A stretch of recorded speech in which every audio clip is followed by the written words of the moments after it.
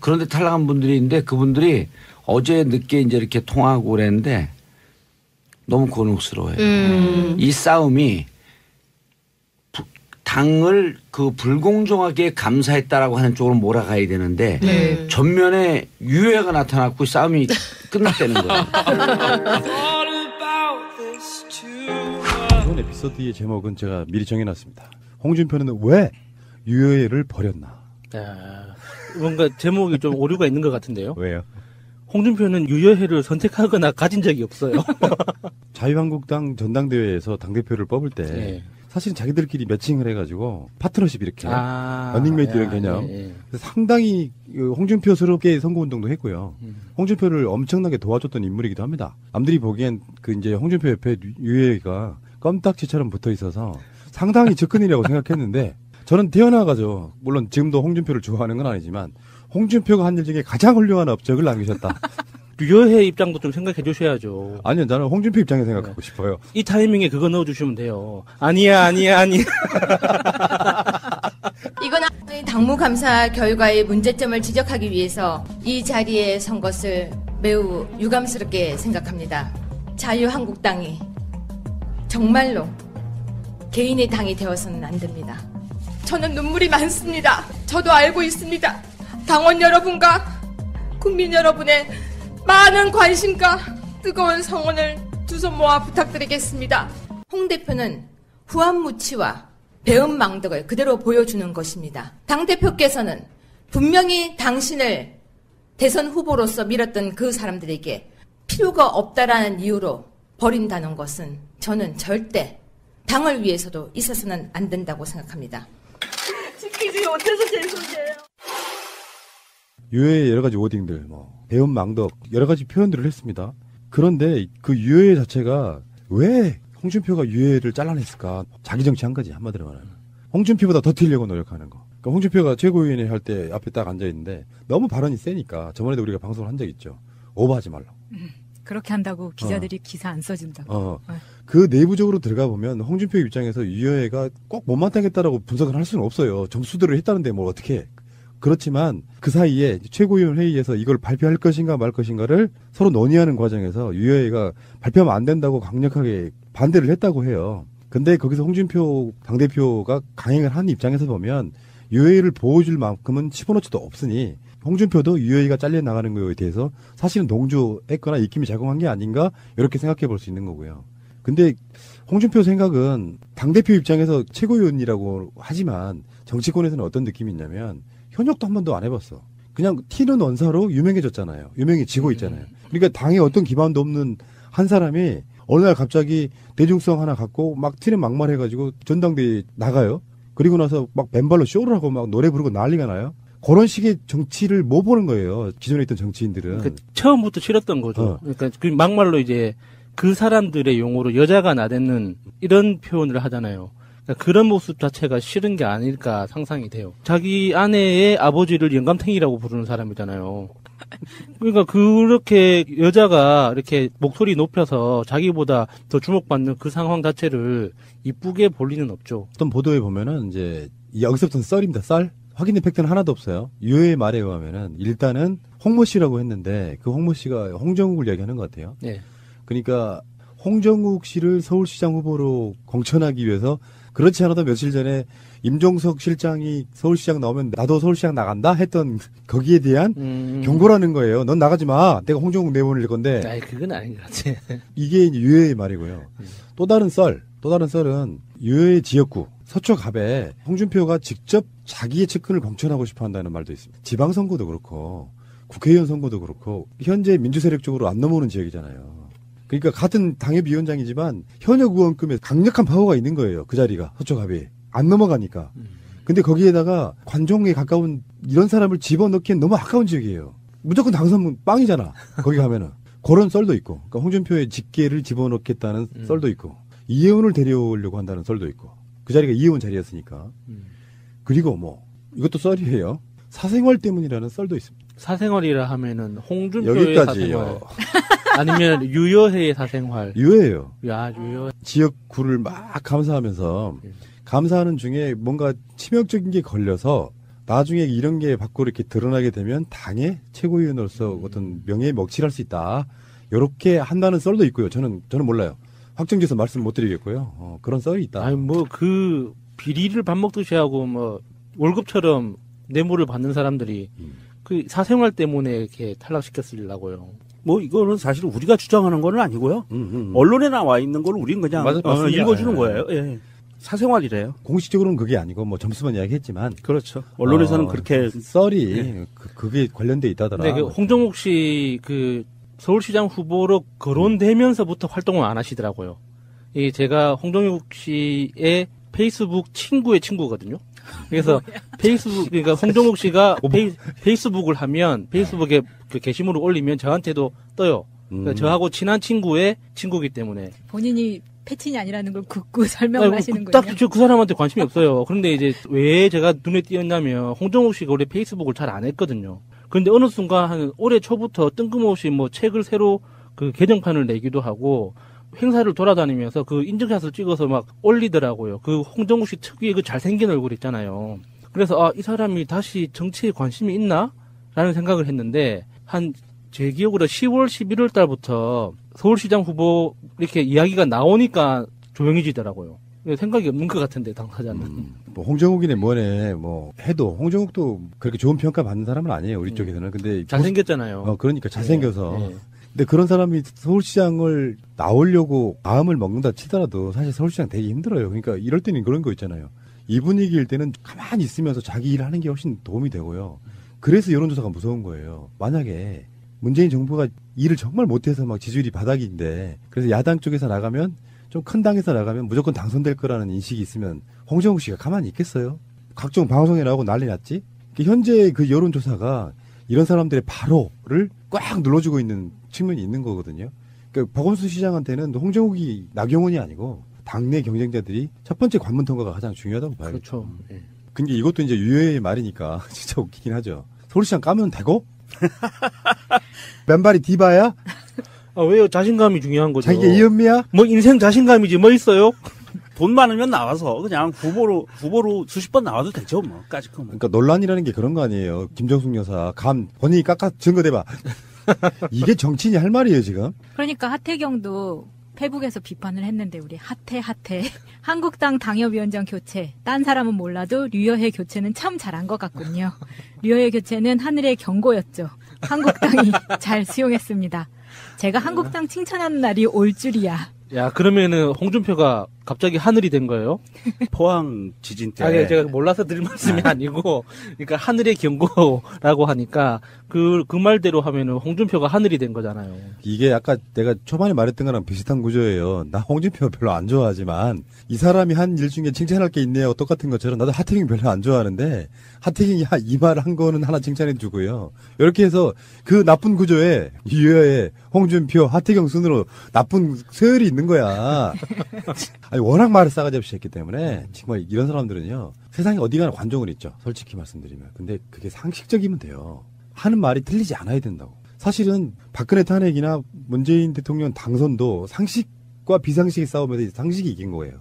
그러니까 막말을 많이 해서 자기 지역 또는 자기 지지자들한테 지지는 받을지 모르지만 그건 상식적이지 않은 사람들의 지지잖아요. 내가 항상 말씀드리잖아. 홍준표가 지금까지 그렇게 미워했지만 만약에 자기 당선이 되고 나서 당대표로서 문재인 정권에 협조할 건 협조하겠다 하면서 흔쾌히 협조해주고, 그리고 우리가 새누리당부터 해온 어떤 그런 잘못된 부분이 있어가지고 철저히 반성합니다 라고 반성하는 모습도 보여주고, 그러면 지지까지는 아니더라도 미움은 사라지거든요. 극단적인 미움. 근데 거기에 앞장서가지고 뭘 세상에 뭘 그렇게 잘했냐는 둥 하면서 온갖 막말을 쏟아낸 사람을 잘라내는 거.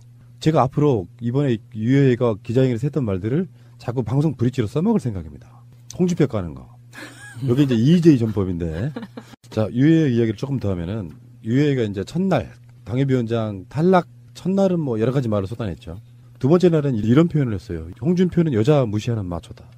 아, 미치겠네. 몰랐나? 그 대선 때부터 나왔던 그 마초성을 이제 자기가 탈락했다고 또 들이미는 이런 모습을 보여주고 있습니다. 홍준표는 여자만 무시하는 게 아니죠. 그 장화도 지 손으로 안 씻는 사람인데 누군들 안 무시하겠습니까? 그래서 유여해가 페이스북에 직접 이렇게 씁니다. 홍 대표는 여자를 무시하는 마초다. 현재 여자 당협위원장은 5.9%이고 여자를 귀하게 여겨달라는 뜻은 아니다. 다만 무시하지 않길 빈다. 정치는 남성의 전유물이라고 생각하지 말라. 여자를 이쁘게 세워두는 꽃이라고 생각하지 마라. 지금까지 지가 그래왔잖아. 권력을 누릴 때는 그렇게 해왔잖아. 뭐죠? 최고위원 후보 할 때는 그렇게 발표했었잖아요. 하이힐도 안 신고 화장도 안 하고 달려다니겠다. 그렇지만 막상 인터뷰하실 때는 속눈썹 연장술도 하시고 하이힐도 신으시고 페이스북 프로필 사진 보면은 겁나 이쁘게 나왔던데요. 풀 메이크업도 하시고 마차님한테만 보이는 당해봐야 압니다. 유해 씨가 하나 느껴봤으면 좋겠어요. 여자를 무시하는 마초다. 자기가 권력을 누릴 때는 실제로 그런 거에 대한 인식이 없었을 거예요. 그래서 홍준표 막 편들고 자기가 영부인 공격한 거 한번 생각해봐요. 똑같은 구조 속에 그 마초성을 갖고 공격을 막 해댔단 말이에요. 그런데 탈락하니까 이제서야 이런 소리 하고 있는 거예요. 그러니까 유해는 여자였기 때문에 탈락했다기보다는 우리가 봤을 때는 유해 자체도 마초를 갖고 있는 그냥 마초였어요. 그 마초가 다른 마초한테 남성성을 가진 마초한테 자기 탈락시켰다고 이제서야 마초를 꺼내는 거예요. 이게 더 비열한 거예요. 기자들 이야기 뭐 다른 방송에 또 나오겠습니다만 그런 이야기인 거예요. 박근혜가 탄핵당하기 바로 직전에 기자들 모아가지고 카메라도 못 갖고 들어오게 수첩도 못 갖고 들어오게 자기 막 변명을 그럴 때 거기에서 질문 하나 못 하던 새끼들 그런 새끼들이 민주주의가 되면 어떻게 합니까? 가서 중국 가서 쳐맞죠. 너무 맞는 말을 하시니까 빵 터지네요. 이 비유를 왜 드냐면 민주 정권과 그렇지 않은 정권의 차이를 설명하는 거예요. 왜 민주적인 대통령을 민주적이지 않다고 공격하겠어요? 정말 원인은 간단한 거죠. 보복하지 않으니까예요. 기자까지도 똑같아. 막말하는 게 보복하지 않으니까라고. 왜 박근혜 정권 때 박근혜 조금만 욕하면은 사찰시키고 하다못해 명절에 보내는 명절을 선물도 안 보내버리고. 그러니까 무서워서라도 기자들 정치인들을 말을 못하는 거거든요. 마찬가지야. 자기가 실제로 그런 걸 누리고 있을 때는 말 못하는 것들이 이제서야 이런 식으로 이야기하는 것 자체 공감할 수 없고요. 자, 네.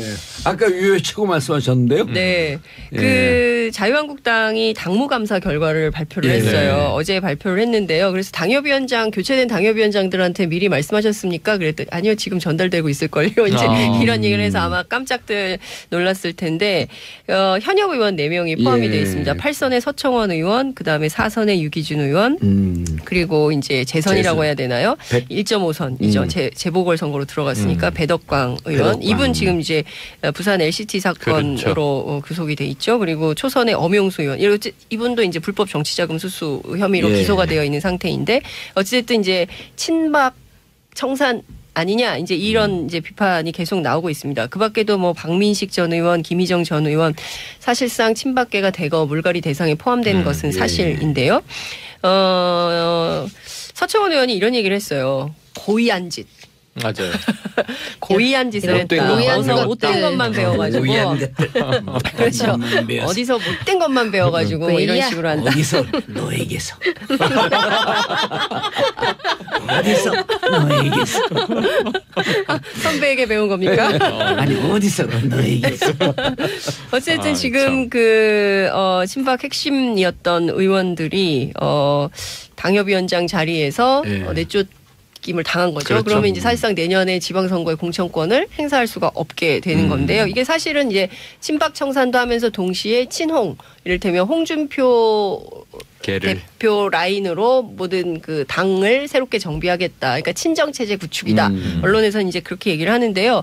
그러면 류여애 최고위원도 탈락을 했거든요. 류여애 최고위원이 사실은 원래 없었는데 그 이해훈 의원이 바른정당으로 가면서 그 지역의 자유한국당 그 지구당 위원장이 이제 자리를 비우게 된 거예요. 그래서 그 자리를 들어갔는데 본인 주장으로는 53.84점. 그러니까 1점 차이로 나는 탈락을 한 거다. 그리고 이제 55점 기준을 이제 주장을 한 것은 홍준표 대표인데 본인이 서울시장 출마를 준비하고 있었는데 홍준표 대표가 염두에 둔 다른 홍모 씨, 홍정욱 헤럴드 회장 이분을 염두에 두고 있어서 자기를 쳐낸 거다라고 주장을 하긴 했어요. 근데 이제 당 내부에서는 꼭 그런 것만은 아닌 것 같다라는 분위기가 좀 있긴 한데 어찌됐든 류여애 최고위원 어제 제가 통화를 했는데 굉장히 격앙되어 있는 상태였고요. 그러니까 뭐 이렇게 얘기하기가 굉장히 힘들어서 옆에 도와주시는 뭐 정준길 변호사가 막 같이 통화를 하고 이러던데 어쨌든 기자회견문 내용을 쭉 흐르는 내용을 보면 나는 억울하다. 그리고 내가 이렇게 당을 위해서 열심히 뛰었는데 나를 이렇게 할 수가 있냐라면서 본인이 그 생중계를 했어요. 휴대폰으로 페이스북 라이브로 했는데 엄청나게 울었어요. 근데 본인 생각에는 그러면 홍정욱 전 의원하고 본인하고 그 옥타곤에서 체급이 같다고 생각하시는 거죠? 유여회 최고위원이면은 서울시장 후보로 강력한 후보 아니겠습니까? 아니 근데 이제 이런 건 있죠. 체급하고 관계없이. 근데 그 두홍을 제가 그 자유한 그 한나라당 새누리당 출신 의원들을 많이 알잖아요. 두 분에 대해서요 다 논평을 피해요. 근데 뭐 그러니까 준비는 그 중에 한 분의 홍은 대중이 알려진 것과 달리 당내부에서 평가가 너무 안 좋고 지금 우리가 얘기하고 있는 이 홍은 제가 또 다른 당협위원장 이번에 탈락한 사람들한테도 정상적이고 그런 분들이 있거든요. 뭐 유해 그분이 비정상적인 게 아니고 아니요.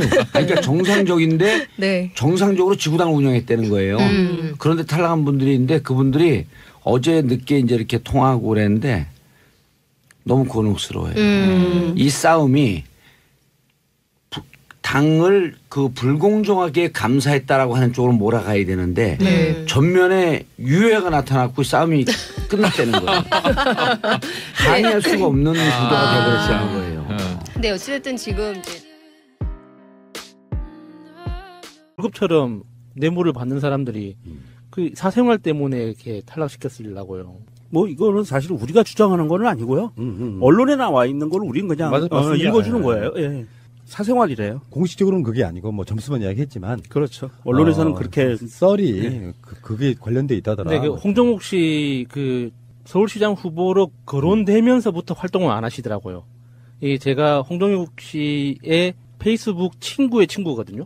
그래서 페이스북 그러니까 홍정욱 씨가 페이스북을 하면 페이스북에 그 게시물을 올리면 저한테도 떠요. 그러니까 저하고 친한 친구의 친구이기 때문에 본인이 패친이 아니라는 걸 굳고 설명을 하시는군요. 딱 그 사람한테 관심이 없어요. 그런데 이제 왜 제가 눈에 띄었냐면 홍정욱 씨가 원래 페이스북을 잘 안 했거든요. 그런데 어느 순간 한 올해 초부터 뜬금없이 뭐 책을 새로 그 개정판을 내기도 하고 행사를 돌아다니면서 그 인증샷을 찍어서 막 올리더라고요. 그 홍정욱 씨 특유의 그 잘생긴 얼굴 있잖아요. 그래서 이 사람이 다시 정치에 관심이 있나? 라는 생각을 했는데 제 기억으로 10월, 11월 달부터 서울시장 후보 이렇게 이야기가 나오니까 조용해지더라고요. 생각이 없는 것 같은데 당사자는. 뭐 홍정욱이네 뭐네 뭐 해도 홍정욱도 그렇게 좋은 평가 받는 사람은 아니에요. 우리 쪽에 강력하게 반대를 했다고 해요. 근데 거기서 홍준표 당대표가 강행을 한 입장에서 보면 유해를 보호해줄 만큼은 집어넣지도 없으니 홍준표도 유해가 잘려나가는 거에 대해서 사실은 동조했거나 입김이 작용한 게 아닌가 이렇게 생각해 볼 수 있는 거고요. 근데 홍준표 생각은 당대표 입장에서 최고위원이라고 하지만 정치권에서는 어떤 느낌이 있냐면 현역도 한 번도 안 해봤어. 그냥 튀는 원사로 유명해졌잖아요. 유명해지고 있잖아요. 그러니까 당에 어떤 기반도 없는 한 사람이 어느 날 갑자기 대중성 하나 갖고 막 튀는 막말해가지고 전당대회 나가요. 그리고 나서 막 맨발로 쇼를 하고 막 노래 부르고 난리가 나요. 그런 식의 정치를 못 보는 거예요. 기존에 있던 정치인들은. 처음부터 싫었던 거죠. 그러니까 그 막말로 이제 그 사람들의 용어로 여자가 나대는 이런 표현을 하잖아요. 그러니까 그런 모습 자체가 싫은 게 아닐까 상상이 돼요. 자기 아내의 아버지를 영감탱이라고 부르는 사람이잖아요. 그러니까 그렇게 여자가 이렇게 목소리 높여서 자기보다 더 주목받는 그 상황 자체를 이쁘게 볼 리는 없죠. 어떤 보도에 보면은 이제 여기서부터는 썰입니다. 썰. 확인된 팩트는 하나도 없어요. 유해의 말에 의하면은 일단은 홍모 씨라고 했는데 그 홍모 씨가 홍정욱을 이야기하는 것 같아요. 네. 그러니까 홍정욱 씨를 서울시장 후보로 공천하기 위해서 그런데 탈락한 분들이 있는데 그분들이 어제 늦게 이제 이렇게 통화하고 그랬는데 너무 곤혹스러워요. 이 싸움이 당을 그 불공정하게 감사했다라고 하는 쪽으로 몰아가야 되는데 전면에 유해가 나타났고 싸움이 끝났다는 거예요. 이번 에피소드의 제목은 제가 미리 정해놨습니다. 홍준표는 왜 유해를 버렸나? 뭔가 제목이 좀 오류가 있는 것 같은데요. 왜요? 홍준표는 유여회를 선택하거나 가진 적이 없어요. 자유한국당 전당대회에서 당대표를 뽑을 때 사실은 자기들끼리 매칭을 해가지고 파트너십 이렇게 러닝메이트 이런 개념 상당히 홍준표스럽게 선거운동도 했고요. 홍준표를 엄청나게 도와줬던 인물이기도 합니다. 남들이 보기엔 그 이제 홍준표 옆에 유해가 껌딱지처럼 붙어 있어서 상당히 접근이라고 생각했는데 저는 태어나가지고 물론 지금도 홍준표를 좋아하는 건 아니지만 홍준표가 한 일 중에 가장 훌륭한 업적을 남기셨다.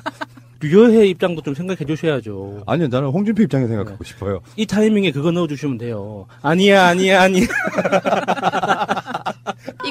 당무감사 결과의 문제점을 지적하기 위해서 이 자리에 선 것을 매우 유감스럽게 생각합니다.